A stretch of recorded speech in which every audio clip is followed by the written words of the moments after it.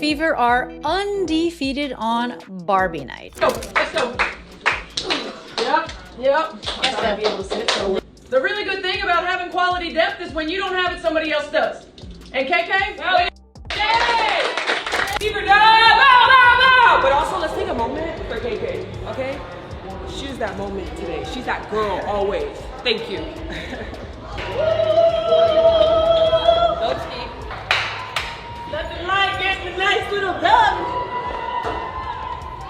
Something incredible happened in Chicago that nobody saw coming. While Caitlin Clark sat courtside in street clothes, her teammates just delivered the most ruthless performance of the season, turning what was supposed to be Angel Reese's special night into Indiana's personal highlight reel. The final score was 93-78, but that doesn't even scratch the surface of what really went down at the United Center. That is a real good win. And I know a lot of people are going to be like, oh, we only beat the Sky by 15. They didn't have Angel Reese. Well, we didn't have Caitlin Clark. That is a good win. That is by 100 miles. Picture this. You're the Chicago Sky. You've spent weeks promoting your biggest Barbie-themed event of the year. Your arena is decked out in pink from floor to ceiling, and your fans are pumped to see their team finally get revenge on Indiana. Then reality hits like a freight train. Your star player can't even suit up, and the team you're trying to beat just walked in and decided to put on a basketball clinic without their best player. That's exactly what happened, and Caitlin Clark's reaction on the sidelines told the whole story. Every spectacular play, every clutch shot, every defensive stop had her jumping out of her seat like she was watching the greatest show on earth, because in many ways, she was. Yeah! Way to step up. Chloe, great job coming in. Lex, way to come in and make an impact.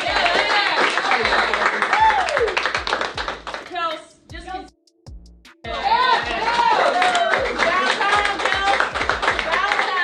Kels, 500 points, becoming fastest Fever player ever to do so this season.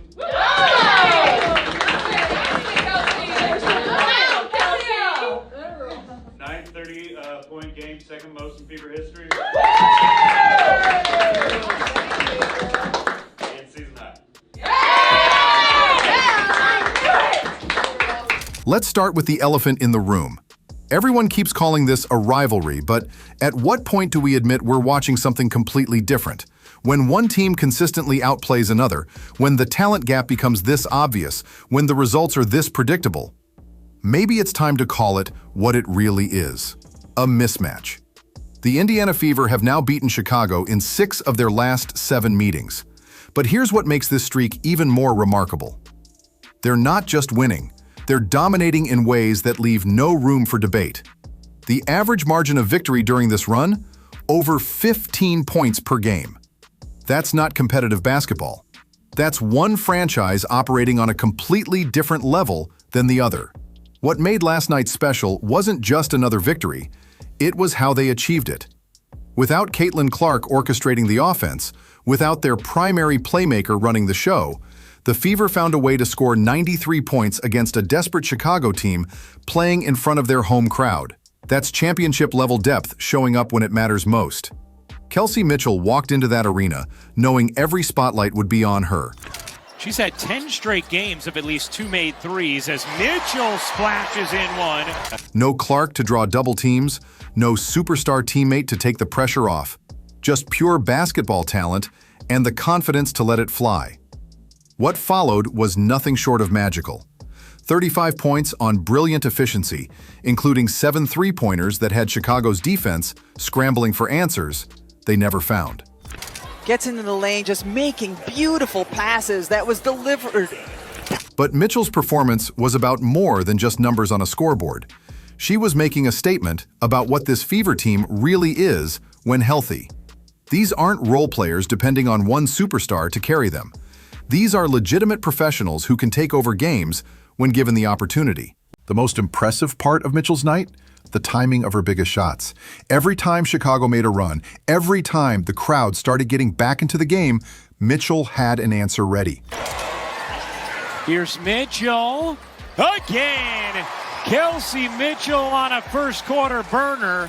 That's veteran composure showing up in crucial moments, and it's exactly why Indiana has become so dangerous this season. Michaela Timpson's breakout performance deserves serious recognition.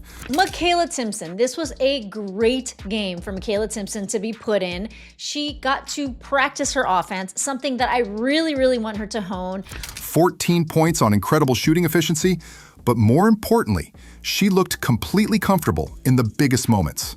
She had some steals, she was disruptive. Like, on defense, Michaela Timpson, I am so excited to see what Michaela Timpson turns into. For a player who's been waiting for her opportunity all season, stepping up on this stage shows the kind of mental toughness that championship teams are built on. Then there's the Chloe BBY story. Signed to a 7-day contract, just days before this game, she walked into the United Center and immediately contributed meaningful minutes. I thought Chloe Bibby was exceptional. In Chloe Bibby's first 4 minutes on the floor, she hit 2 3-point shots, and in her first 4 minutes, she already scored more points than Bree Turner has done. 8 points in 10 minutes of action, making shots when her team needed them most. That's the kind of instant impact that speaks to both individual talent and organizational culture. Aaliyah Boston continues proving why she's one of the most underrated players in the league. Her third consecutive double-double might not grab headlines, but watch the tape and you'll see a player affecting every possession on both ends. Well, she had 6 assists at the first half, and then she had none at the second half. So she did not get her triple-double. I think that she showed a lot of signs of frustration against Camila Cardoso. 14 points, 11 rebounds, 6 assists, 2 steals, and 2 blocks. That's a complete performance that had Chicago's coaching staff shaking their heads in frustration. What really stood out was Boston's basketball IQ throughout the game. She knew exactly when to be aggressive offensively and when to focus on facilitating for her teammates. That kind of court awareness is what separates good players from great ones, and Boston is rapidly moving into that elite category. The Chicago Sky's struggles go far deeper than just missing Angel Reese. This is a team that hasn't found its identity yet, and it shows in how they respond to adversity. When Indiana made runs, Chicago's body language deteriorated quickly. When shots weren't falling, their defensive intensity dropped noticeably. Those are systemic issues that can't be fixed by getting one player back from injury. Coach Tyler Marsh's postgame comments revealed a lot about where his team's mindset currently sits. It's great. I mean, she works so hard. She's so coachable. We love playing with her. You can talk to her the entire game, get on her, and she's just really great about it. Talking about players not executing basic concepts, mentioning the same mistakes happening repeatedly. That's not the voice of a coach who believes his team is close to turning things around. That's someone who recognizes fundamental problems that require major changes. The promotional aspect of this game made Chicago's defeat even more painful. Barbie Night was supposed to be their signature event, drawing fans who might not normally attend games and creating buzz around their franchise. Instead, it became a showcase for everything wrong with their current trajectory. Social media reaction told the complete story. Fans were literally calling it Fever Night before the third quarter ended. The visiting team supporters were louder than the home crowd during key moments. That doesn't happen unless there's a massive gap in both talent and organizational direction. Meanwhile, Caitlin Clark's presence without even playing became its own storyline, spending extensive time signing autographs for Chicago fans, engaging with supporters who came specifically to see her, maintaining that connection even while injured. That's superstar behavior that goes beyond basketball skills.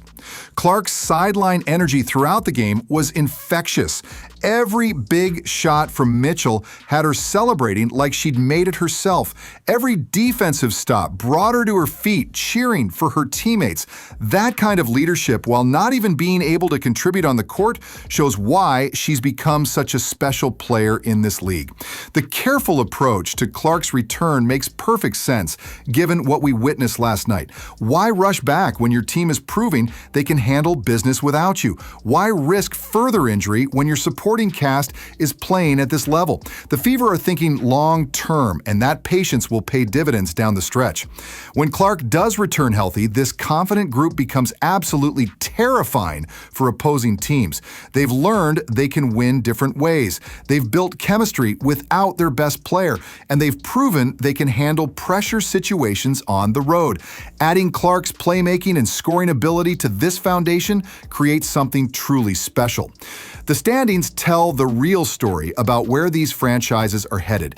Indiana sits at 14 wins and 12 losses, firmly in playoff position and trending upward. Chicago dropped to 7 wins and 18 losses, with their postseason hopes essentially eliminated before August arrives. That's the difference between building something sustainable and hoping for quick fixes. Looking ahead, every matchup between these teams becomes more lopsided, not more competitive. The Fever continue developing chemistry and depth, while the Sky keeps searching for solutions that don't seem to exist. That's not a rivalry developing, that's one team establishing clear dominance over another. The most encouraging sign for Indiana fans is how this victory was achieved. Complete team basketball, multiple players stepping up, veterans leading by example, rookies contributing immediately. That's championship DNA showing up when it matters most. Last night wasn't just about beating Chicago again. It was about proving that this Fever team has become something truly special, with or without their biggest star on the court. And judging by Caitlin Clark's fired-up reactions throughout the game, she couldn't be more proud of what her teammates accomplished. But here's where this story takes a dramatic turn that nobody saw coming. While everyone's focused on the final score and individual performances, something much bigger is brewing beneath the surface. The Indiana Fever aren't just building a playoff team, they're constructing a dynasty that could dominate women's basketball for the next decade. Think about the timeline unfolding before our eyes.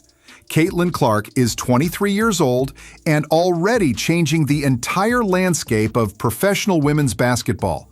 Aaliyah Boston is just 22 and rapidly developing into one of the most complete players in the league. Michaela Timpson is a rookie who just announced her arrival with a career-defining performance.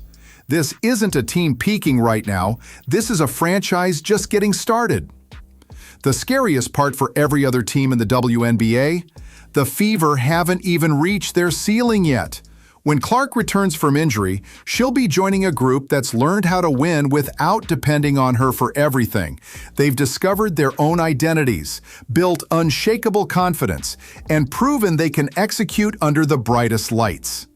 Meanwhile, across the league, other franchises are scrambling to figure out how to compete with what Indiana is building.